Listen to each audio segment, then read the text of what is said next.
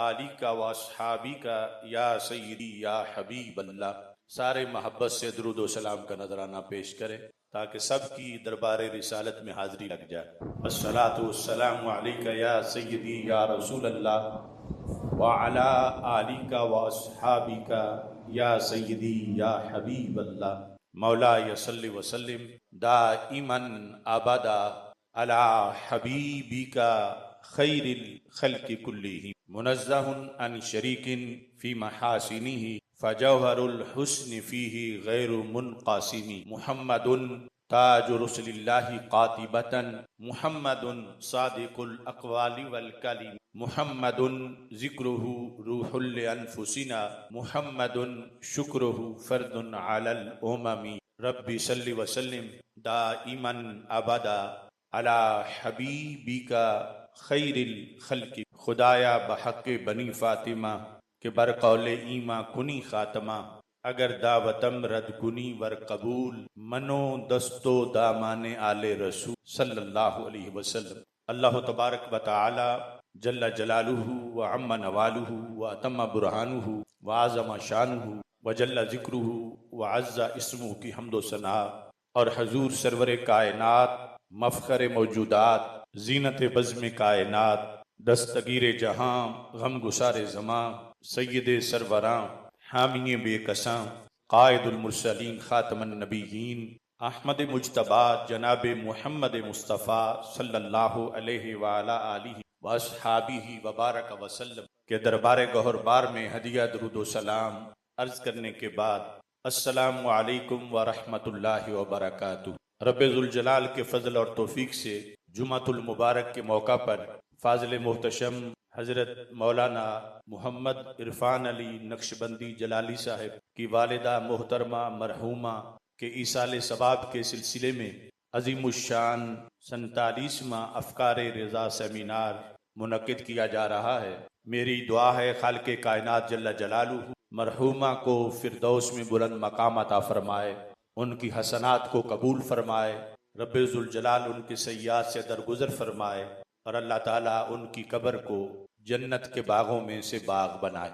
मुजद्दिद दीन व मिल्लत इमाम आले सुन्नत आला हज़रत इमाम अहमद रज़ा ख़ान फ़ाज़िल बरेलवी क़ुद्दस सिर्रुल अज़ीज़, उन्होंने मिल्लत पे बड़ा एहसान किया कि 1000 से ज़ायद किताबें तसनीफ़ की और कुरान व सुन्नत के दलाइल से हर मसले को बयान की। उन्होंने तो हक अदा कर दिया, मगर असल मसला ये है कि कौम वो पढ़े और समझे और उस पर अमल करे। तो इस वास्ते हमने ये सिलसिला शुरू किया कि इन तालीमात को जो कुरान व सुन्नत से उन्होंने अखज़ की अवाम के सामने इनको बयान किया जाए, क्योंकि बहुत थोड़े लोग हैं जो कि दरस निज़ामी पढ़ते हैं। तो आमतुन्नास तक जब स्पीकर पर इनको बयान किया जाएगा, फिर बार बार इनको सुना जाएगा, तो अवाम को भी अल्लाह के फजल से इसका बहुत फायदा हो। तो ये सफ़र हमने पहले सेमिनार से शुरू किया और उस दिन ऐलान किया था कि अल्लाह के फजल से 100 अफ़कार रज़ा सेमिनार मुनक़िद। तो ये 47वां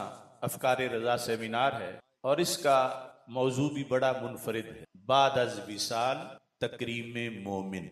यानी ये सिर्फ हज़रत मौलाना मोहम्मद इरफ़ान अली नक्शबंदी जलाली साहब की वालिदा मोहतरमा के बारे में, ये जितने मुसलमान भी फौत होते हैं, हमारा उनसे कोई रिश्ता भी हो, वफ़ात के बाद जो उन्हें नवाजा जाता है उसका इस मौजू में बयान हो। और आज जो लिबरल लोग या मुस्तशरिकीन ओरिएंटलिस्ट हमारे मुसलमानों को इगवा करने की कोशिश करते हैं कि हमारी तरफ आ जाओ, हमारे पास बहुत कुछ, तो हम ये बताना चाहते हैं जो कुछ इस्लाम में है वो कहीं भी नहीं। जब तक बंदा जिंदा है उस वक़्त तक भी जो कुछ इसके बदन पर ईमान की वजह से अनवारो तजल्लियात बरसते हैं, वो व्हाइट हाउस में बैठे हुए ट्रंप को भी नसीब नहीं है, क्योंकि कुटिया में बैठे हुए मुसलमान को अल्लाह ताला हर दिन में 360 मरतबा नजरे रहमत से देखता है। इन्नल्लाह ताला यंजुरु इला कुल्ली मोमिन सलासामियातिन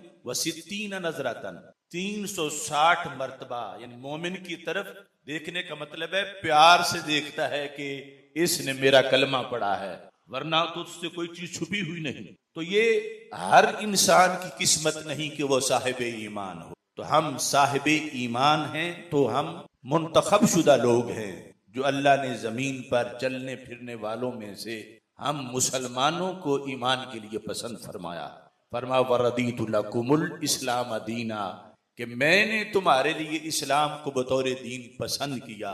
हम जैसे भी हैं, हम वो हैं जिन्होंने अल्लाह की पसंद वाला दीन पसंद किया हुआ। तो जब तक जिंदा रहते हैं इस दीन की वजह से हर मोमिन पर अनवार तजल्लियात बरसती हैं, फिर आमाल सालिया का अलहदा सवाब है। लेकिन दिल के अंदर जो नूरे ईमान है, ये एक मुस्तकिल मौजू है कि ईमान के अंदर बंदे की बढ़ती है, उसका अल्लाह के दरबार में दर्जा बढ़ता जाता। हदीस में बाकायदा उसका तज़किरा है। 50 साल का हो जाए तो और दर्जा है, 60 साल का हो जाए तो उसकी तरक्की मिल जाती, 70 साल का हो जाए तो मजीद उसकी तरक्की मिलती, 80 साल का हो जाए, 90 साल का हो जाए, ये उसकी जो वैल्यू है अल्लाह के दरबार में बढ़ती जाती है।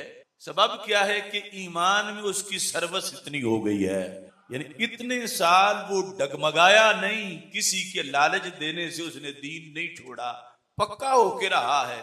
सिर्फ इस बेस पर रब्बे जुल जलाल उसको बहुत सी नेमतें देता है और उसके गुनाहों को माफ कर देता है। तो जो बाकी आमाल सालिया हैं उनका सवाब उसे अलहदा मिलता है, नमाज रोजे का, हज ज़कात वगैरह का। हमारा आज मौजू है बाद अज़ विसाल, कि जब बंदा फौत होता उस वक़्त के बाद इस्लाम में ये उरूज बख्शा गया है, ये तकरीम की गई है बंदे की कि इसे फेंक नहीं दिया जाता कि इसको जानवर खाते रहें, या इसे जला नहीं दिया जाता, इसे बहा नहीं दिया जाता कहीं दरियाओं में, बल्कि इसकी इज्जत के पेश नजर इस्लाम में इसके लिए बड़े बड़े एजाज हैं। और इतने एजाज हैं कि जो इसकी डेड बॉडी के लिहाज से मुख्तलिफ खिदमतें सर अंजाम देता है, अल्लाह उसके गुनाहों को भी मुआफ कर देता है। यानी मोमिन फौत होके भी पिछलों को नवाजता है, फौत होने के बाद भी उसकी वजह से जिस महल्ले से वो जाता है वो महल्ला नवाजा जाता है। ये एक बड़ा तवील मौजू है। चूंकि जुमे का वक्त मुख्तसर है तो मैं कोशिश करूंगा कि इसको जल्द जो है वो समेटा जाए। फतावा रज़विया शरीफ में आला हजरत फाजिल बरेलवी रहमतुल्लाह अलैह ने, वैसे तो ये सारी कुरान और सुन्नत नुसूस हैं, लेकिन मैं जो आला हजरत ने उनको पेश किया और जिस अंदाज में, यानी इस दायरे के अंदर रह के वो सारी चीज आपके सामने पेश कर रहा हूं कि पता चले कि हमारे इमाम ने किस तरह एक एक मौजू पर इल्म के कई समुंदर जो हैं वो कौम को अता किए। फतावा रिज़विया शरीफ की जिल्द नंबर सफ़ा नंबर 12 आला हजरत फाजिल बरेलवी रहमतुल्लाह अलैह ने हदीस लिखी है जो वैसे सुनने इब्ने माजा में है। अब मोमिन फौत हो गया, तो अगर ये ऐसे पड़ा रहे या इसको गुस्ल दिए बगैर इसे गड्ढे में डाल दिया जाए, ऐसा नहीं। गुस्ल देना हुक्म है और देने वाले के लिए सवाब है। कफन पहनाना, इसके जनाजे को उठाना, जनाजे के साथ चलना, फिर नमाजे जनाजा पढ़ना, कोई गौस हो, कुतुब हो, वो सारे पीछे खड़ेंगे, इसको आगे रखेंगे, ये दुनिया से जा रहा है, अगरचे आम सा मोमिन है, लेकिन आज इसको आगे ही रखना है और सब ने हाथ बांध के खड़े हो जाना है। और फिर इसके बाद इसकी कब्र तक इसके साथ जाना, फिर तदफीन तक रहना, फिर तदफीन के बाद भी इसके लिए एजाज और इकराम की बहुत सी बातें। तो नबी अकरम नूर मुजस्सम शफी मुअज्जम सल्लल्लाहु अलैहि वसल्लम हजरत सैयदना मौला अली रदियल्लाहु ताला अन्हु रिवायत करते कि हमारे आका सल्लल्लाहु अलैहि वसल्लम ने इरशाद फरमाया, मन गस्सला मय्यता, शरत ईमान की कि मोमिन जिसने फौत शुदा मुसलमान को गुस्ल दिया। अब ये भी कंसेप्ट क्लियर कर लें कि ये औलाद अगर गुस्ल देती है या कोई बड़ा बंदा गुस्ल देता है तो इससे उसकी शान में कमी नहीं आती, बल्कि उसके गुनाह झड़ते हैं। ये डेड बॉडी चूंकि मोमिन की है, इसको नहलाने वाला गुनाहों से धुल जाता है और सुथरा हो जाता। मन गस्सला मय्यता, ये पहली बात है कि रसूल अकरम सल्लल्लाहु अलैहि वसल्लम ने फरमाया, जिसने किसी मोमिन मय्यत, खा वो आलिम हो, हाफिज हो, कारी हो, सैयद हो, गैर सैयद हो, मजदूर हो, गरीब हो, किसान हो, शर्त यह है कि मोमिन हो, ईमान पर उसका खात्मा हुआ हो, उसको जिसने गुस्ल दिया, नंबर 1, व कफ़नाहु, उसको कफन पहना। अब एक ही बंदा ये सारे काम करे या कई बंदे मुख्तलिफ कामों में शरीक हो। जिसने उसको कफन पहनाया, वह हन्नताहु, जिसने उसको खुशबू लगाई। देखो ये तकरीम में खुशबू लगाई। वह हमालाहु, जिसने उसको उठाया।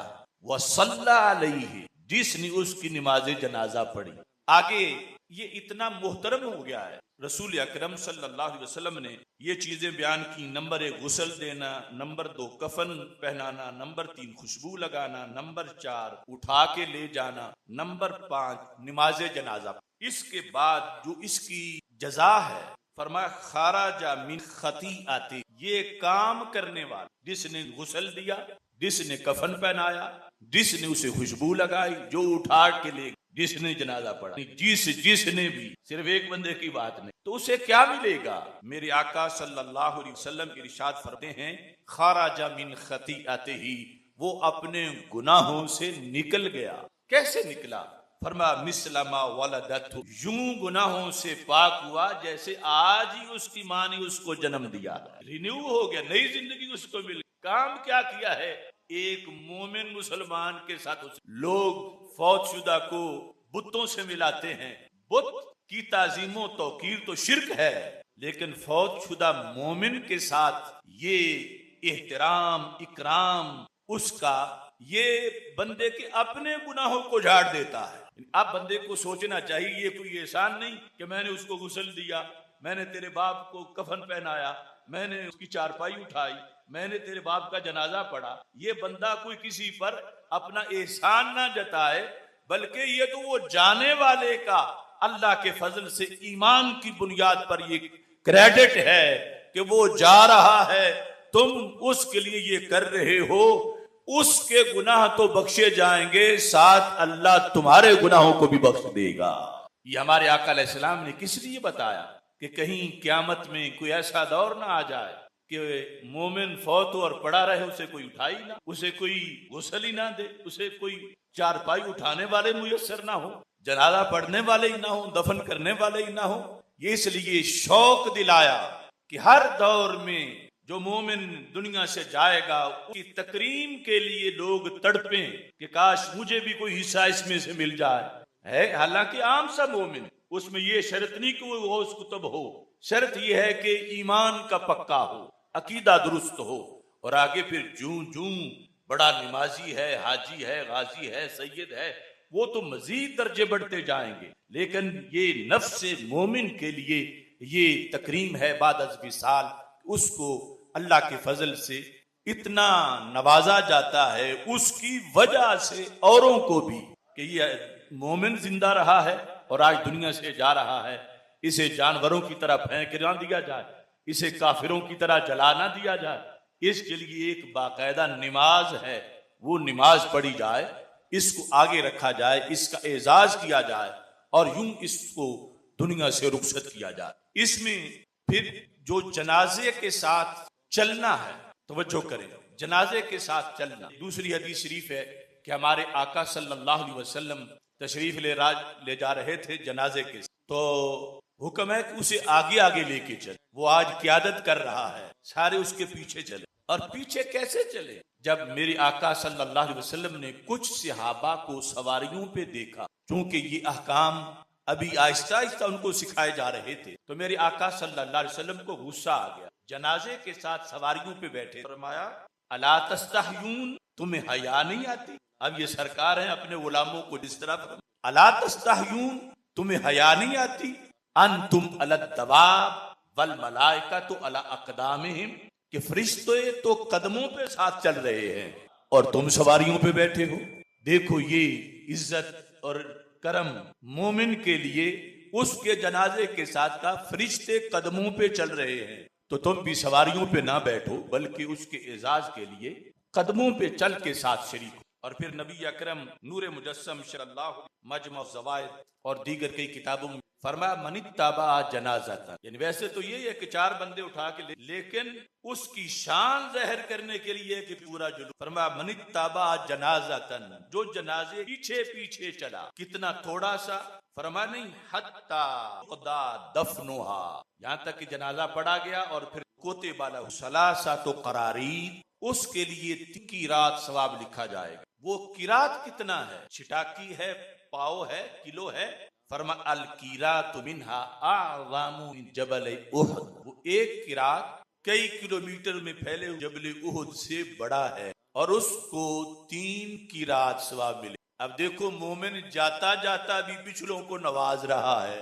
ये शान है उसकी वजह से ये नवाजे जा रहे हैं कि जो जनाजे में उसके शामिल हो वो, और फिर यहाँ तक रहेगा कि उसकी तदफीन हो जाए। किसी मौके पर भी अगर जनाजा तो पढ़े और आगे दफन करने का सिर्फ 2-3 तो फिर भी वैल्यू ही जाहिर हो। तो शरीयत चाहती है कि उस वक्त भी साथ हो, वहां भी पास खड़े हों जब उस दफन किया जाए, उसका मुस्तकिल सवाब रसूल अकरम सल्लल्लाहु अलैहि वसल्लम ने फिर मजमूई तौर पर बयान फरमाया उन्हें 3 कीरात जो है वो सवाब दिया जाएगा और हर कीरात जो है वो उहुद पहाड़ से बड़ा है। नबी अकरम सल्लल्लाहु अलैहि वसल्लम ने साथ उजागर की, आप वक्त जनाजा पढ़ा जाता है तो जनाजे के अंदर तादाद मुख्तलिफ हो, जरूरी नहीं कि हर बंदे ये एक ही तादाद हो, कभी हजारों में लाखों, लेकिन आला हजरत फाजिल रहमत लिखा ये फरमान है। आप 94 सरकार फरमाते हैं, सही मुस्लिम की ये हदीस, मा मिन राजुलिन मुस्लिम,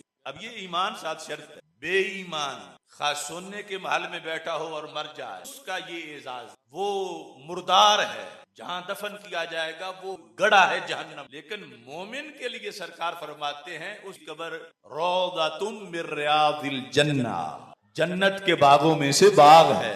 तो फरमाते हैं मा मिन राजुलिन मुस्लिम, जो मुसलमान बंदा यमूत फौत हो फयकूम अला जनाज़तिही 40 रजुला, उसके जनाजे के लिए 40 अफराद सफ बना के खड़े हो। वो 40 कौन हो? यहाँ भी शर्त है, ये नहीं उसे क्रिश्चियन यहूदी इकट्ठे होके आ जाएं। फरमाया यकूम अला रजुल, ये जो मेरिट पूरा तब होता है, यानी पीछे खड़े होने की बुनियाद पर जो बख्शिश है वो तब होगी कि खड़े होने वाले का ये मेरिट पूरा हो। फरमाया ला युशरिकूना बिल्लाहि शैया, जो पीछे 40 खड़े हैं उनमें से कोई भी काफिर व मुशरिक, वो भी सारे मोमिन हैं और अगले के लिए दुआ मांगना भी तब जायज है कि वो भी मोमिन है। 40 बंदे खड़े हो जाएं। अब इनका खड़ा होना सिर्फ जनाजा पढ़ना ही नहीं बल्कि गवाही देना भी है कि हम मुत्तफिक हैं कि ये मुसलमान था, हमने इसको ईमान पर फौत होते देखा। तो 40 बंदे जब पीछे खड़े हो जाते हैं, इल्ला शफ़अहुमुल्लाहु फीहे, सरकार फरमाते हैं रब उन 40 की सिफारिश उस आगे जो मैयत पड़ी है कबूल फरमा लेता है। इसमें इस चीज करते जाओ कि राज टपकती है अंग्रेजों पर, कहां पर गाफिल न हो कर अपनी शायद की हरम।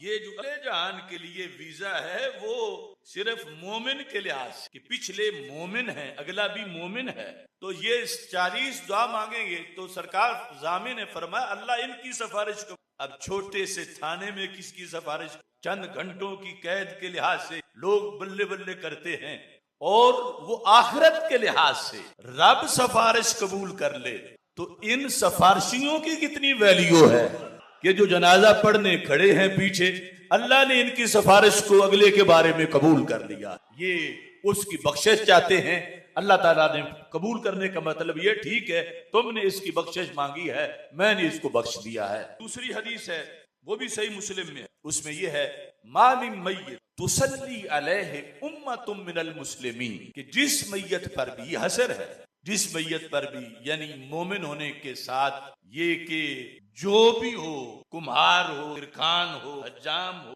आलिम हो, जाहिल हो, सैयद हो, गैर सैयद हो, हाफिज हो, शर्त यह है कि मोमिन हो।